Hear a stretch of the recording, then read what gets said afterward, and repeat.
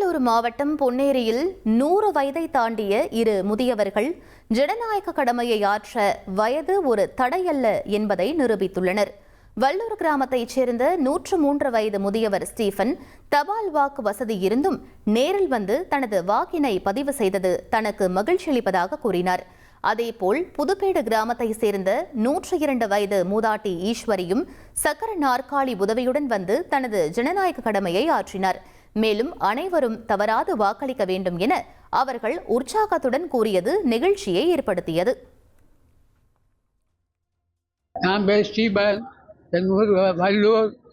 நான் இங்கே ஓட்டு போட வந்தேன். எல்லாரும் ஓட்டு போடுறது, நானும் ஓட்டு போட்டுட்டு வந்தேன்.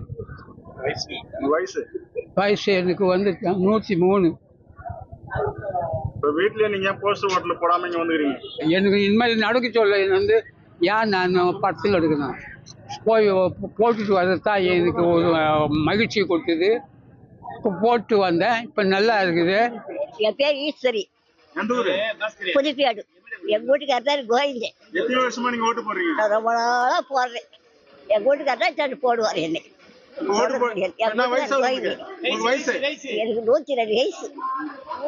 ரொம்ப நாளா கொடுத்து போயிட்டு போறேன். ஓட்டு போட்டது எப்படி சந்தோஷமா இருக்கு? சந்தோஷம்.